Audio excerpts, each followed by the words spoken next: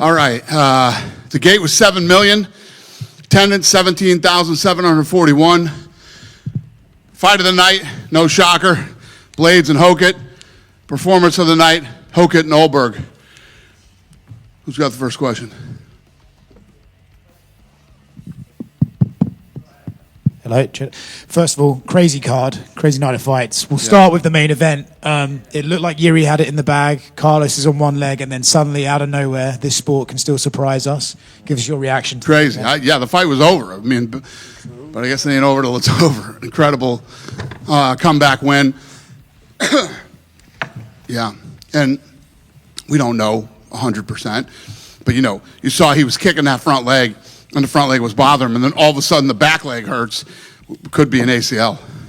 Yeah, that would suck for him, right? If did Jiri in the cage said that he saw the leg injury and then almost felt like a sense of mercy towards Carlos? Did you feel like he kind of took his foot off the gas when he saw Carlos was hurt? Well, I didn't necessarily feel it, but some people were saying to me he was goofing around and he was doing this and that, but yeah, I mean, when you got a guy hurt, you got to finish him till the ref jumps in and stops it. So, yeah, there are quite a lot of people in the world who are not a big fan of Josh Hokit's shtick. Yeah, but when you go I'm one of them. When you go out and fight like that, though, it kind of makes the character stuff irrelevant. And he put on an insane. He walked the talk tonight. You know what I mean? When people come out and say stupid shit and have sort of a shtick, it's not my thing. But nothing but respect for both of those men tonight in that fight. It was unbelievable, and yeah, you won't hear a word out of me from here on out about him. He like I said, he walked the talk. So, can you explain how? It's one thing to have a shtick and act whatever, and it's another thing to go in and fight the number 5 ranked guy in the world who was a bad dude and do what he did to him tonight. And for heavyweights as well, like over 300 strikes for heavyweights is a crazy pace as well.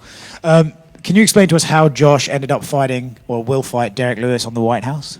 So what's crazy is, organically, about an hour before that, the president said to me, "Why is Derrick Lewis not on the White House card?" I said, "I'll be back in 5 minutes." I went and called Derrick Lewis. Said the president wants to know why you're not on the White House card, and Derrick Lewis said, "Politics. Politics kept me off the White House card." And I said, "Do you want to fight on the card?" And he said, "I absolutely want to fight on the card. Tell the president thank you." So then I told Mick Maynard, find a fight for Derrick. Let's talk about it next week and whatever. Then the Hokit fight happens. And Joe Rogan, I had the headphones on, Joe Rogan goes, "Is there another slot open on the White House card for Hokit?" And I go, "Holy shit." So I grabbed Mick and I said, "Go back there and talk to see if he's in." And Hokit was getting into an ambulance and said yes. Genuinely curious, why does Trump love Derrick Lewis so much? Like Colby I get, Masvidal I get. Where did the Derrick Lewis love come from for Donald Trump? He's a fan. He likes Derrick Lewis. He likes his personality. He likes the way he fights. I don't know. I mean, what makes us a fan of anybody, I don't know what it is, but the president loves Derrick Lewis. And you just said you won't criticize Josh for his character work, but if he's on the White House lawn saying some of this dumb shit, is any part of you going to be like, ah? Yeah, probably. But then once he gets in the cage, we'll forget all about it.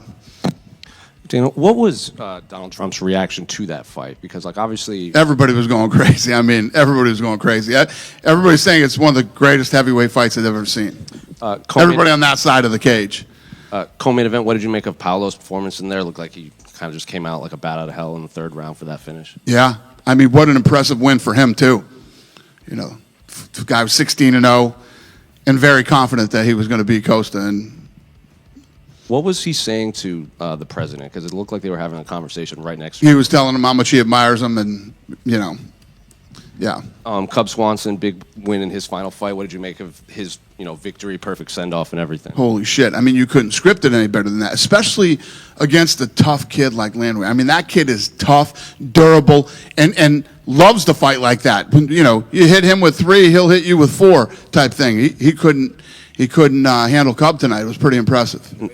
Hey, Dana, right here. You mentioned Josh Hokit getting put in the ambulance. We didn't get the chance to talk to him because he was transported. Do you have any medical They both update? got transported, yeah. Do you have any medical update? Are you concerned at all that he might have broke his hand or something that would force him out of the White House? That would absolutely suck, and believe me, I would have heard it already. Yeah, no, I haven't heard anything bad. I don't think we've heard anything good yet either, so. Okay. You announced on the broadcast tonight that I think everybody thought it was inevitable at some point, but Gable Stevenson is on your roster now, debuting at International Fight Week. What do you think the ceiling is for him? I guess, how do you handle him, right? He's a hot prospect. Do you kind of take it step by step? Is he somebody you think can move up the ladder pretty quickly? What do you kind of see the path being? Yeah, I think you get him in the UFC. Everybody has those UFC jitters when they first get here. You know, you give him a fight that there's no easy fights here, but, you know, we'll see how he does. No opponent for him yet? No. One other one. Conor McGregor, anything new with him? Same old, yep. Okay. Thanks. Thank you. And one more question for me. I know in the crowd they showed Amanda Nunes, Kayla Harrison. Seems like Kayla's getting back into training. Do we have any updates on like when that fight could be made? No, we're going to have to see how she progresses and how she feels. And once we think, let me tell you what you don't want coming off that surgery. You don't want Amanda Nunes grabbing your head and pulling you around by your neck. So let's make sure she's 100% healed, and then we'll make that fight. Fair enough. Thanks, Dana. Thank you. Dana, right over here. Yeah. Jon Jones says that watching UFC 327 lit a fire in him to compete, and now he's potentially not retired. He's not committing to it. Have you talked to him at all about anything, or no? No. And listen, how is that any different than John's been in the last 10 years? You know what I mean? The way I always looked at, I used to tell Lorenzo, you'll never be able to build a business with this guy. But when he does show up, it's fun. There was a lot of shifts happening at light heavyweight tonight. Just what were your thoughts overall on the division, and where do you take it going forward, considering, you know, Paulo Costa is now going to be ranked at light heavyweight. Ulberg's your champion, but might be hurt. Where do you go with this? Yeah, I mean, it's fun. You know, when you have a guy like, the thing with a guy like Costa is he comes in and he tries to knock people out, and huge, massive win for him tonight. I mean, this might be the biggest win of his career tonight. He beat an undefeated 16-0 guy who was absolutely confident he was going to beat Costa, and he looked good, did it impressively, and like I said, it sets him up for a lot of fun fights. Dana over here. Yep. Just one from me. With this fight with Derrick Lewis and Josh Hokit, is there any? It's all set with the White House card, or is there any chance that another fight could be added to the card? Is there, other than that fight, is there any chance that any more fights could be added? No. Yeah, it's all set. I shouldn't have done this one. But when the president looks at you and says, why is Derrick Lewis not on the card? Huh? You put Derrick Lewis on the card immediately. Yeah. Unless he calls me and tells me to do something else, there will be no more fights added to the card. Dana, Yes, sir. Jorge Masvidal says he has something going on with the UFC.